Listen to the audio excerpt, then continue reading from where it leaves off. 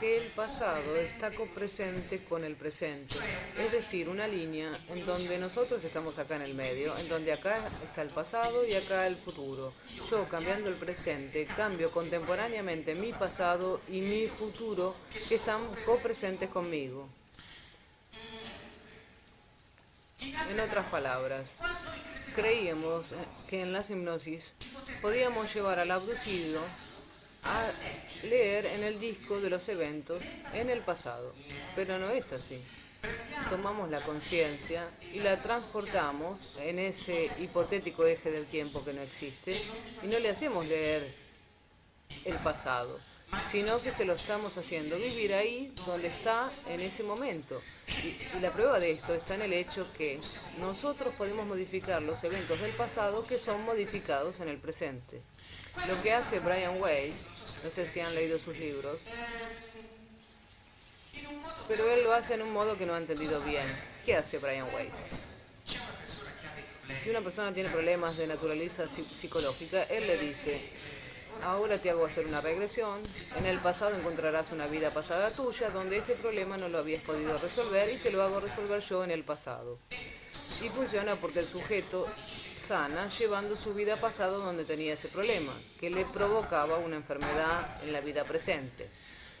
No, él no ha ido al pasado, él ha curado aquello que es el pasado copresente con el presente. Si como la parte anímica de mi contenedor que está presente en el pasado y en el futuro de todos los contenedores en donde estoy es la misma, ánima, sana en cualquier momento donde la vayas a sanar. En otras palabras, ¿qué creíamos que estábamos haciendo? Tomar un sujeto, ponerlo bajo hipnosis, hablar con la parte anímica, curar al sujeto y decirle: ánima, saca del medio a los alienígenas, así en la próxima vida no te agarrarán más. En cambio, no es así, porque si yo libero al sujeto del alienígena en esta existencia, lo he liberado contemporáneamente en todo el plano espacio-temporal de todos sus contenedores. Todos sus contenedores han hecho la misma experiencia inmediatamente. Libero uno, libero a todos, porque la parte conciencial es la misma. Y una vez que la conciencia ha hecho la experiencia, toda la conciencia ha hecho la experiencia. Así se logra matar dos pájaros de un tiro. Este es el asunto. Esto es lo que estamos haciendo, en realidad. No sacás solo un abducido, sino que sacás todas las ánimas de todos sus contenedores. Toda el ánima de sus contenedores. Les recuerdo que la parte anímica te dice que es una sola. Te dice que no tiene nombre. No tiene nombre porque el nombre se le da a las cosas cuando son dos, Juan y Giuseppe. Pero si está solamente Juan, no hay necesidad de llamarlo Juan. Él es y basta. La parte anímica es una sola, una de todos, en todos una. Piensen. Y el alienígena no la tiene. Esta cosa, el alienígena no la tiene, por lo tanto quiere la tuya. Quiere tomar esta energía que viene de acá. Porque quiere vivir mucho. Y lo puede hacer solamente si la parte anímica nuestra está unida a él. Esto nos servía para entender un montón de cosas. Es decir, habíamos convulsionado completamente la idea de cómo está hecho el ser humano. Dios somos nosotros, de todos modos una parte de nosotros. No habíamos entendido nada. Está la parte masculina y la parte femenina, que son el lóbulo izquierdo y el lóbulo derecho. O sea, el lóbulo izquierdo, que es la computadora que ve la virtualidad. El lóbulo izquierdo es el que ve el espacio, el tiempo y la energía, predominantemente. Y el lóbulo derecho, que ve la conciencia predominantemente. Por lo tanto, cuando en la escuela nos enseñan que 2 más 2 es 4 y basta, está bien. Pero lo que está errado es el y basta, porque así no te permite ver la otra parte del universo. A nosotros, desde el 1300 en adelante, nos han castrado. La diferencia fundamental desde un punto de vista histórico es que nosotros, yo lo creía porque me lo han enseñado y se lo han enseñado a todos, creíamos que la diferencia fundamental fuera entre Aristóteles y Galileo. Aristóteles, la iglesia; Galileo, la ciencia. Pero era una pavada, la realidad no es esta. La diferencia fundamental no está entre Aristóteles y Galileo, sino entre Platón y Aristóteles. Aunque yo no tenga una gran cultura humanística, aún así sabía bastante bien quién era Platón. Platón era el que decía: existe el ánima, por lo tanto no se puede curar el cuerpo si no se cura el ánima. Galileo o Aristóteles decía: ¿qué me interesa si total es inútil? Es decir, Galileo pensaba: ¿se ve el ánima? No. ¿Se la puede medir? No. Entonces, ¿a quién le importa? Aristóteles y Galileo se dividieron el poder, que es el poder, por un lado, el de la Iglesia y por el otro, el de la ciencia.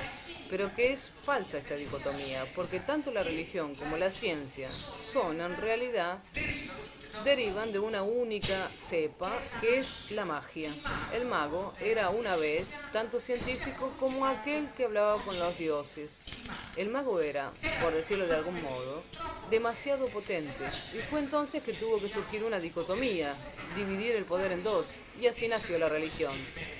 ¿Y saben cómo se ve bien que hoy la ciencia es una religión? Porque la religión cree en los misterios de la Iglesia.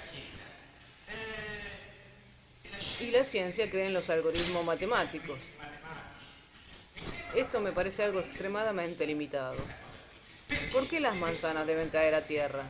Las manzanas caen a tierra porque existe la fuerza de gravedad. Las manzanas caen a tierra porque hay una fórmula matemática. A las manzanas no les importa la fórmula matemática, hacen lo que les parece. Es por eso que digo Galileo. Cuando se habla de ciencia, se debe saber cuáles son los límites del modelo científico. Si no, la ciencia de Galileo no la conocés. Tenés que saber que se llega solo hasta ahí. El truco es este. Hart tiene razón. Pacini tiene razón al decir que la ciencia es exacta. Es cierto, pero solamente con respecto al espacio, al tiempo y a la energía, porque la conciencia es otra cosa. La conciencia no se puede medir. Cuando la física tiene que ver estos parámetros sutiles que se le escapan, es ahí cuando el físico habla de parámetros escondidos, que se le puede hasta dar un nombre. Si se lo llama conciencia, entonces todo está en su lugar, el famoso parámetro escondido. Y las cosas que hacen las medidas, no son las máquinas, uno hace las medidas.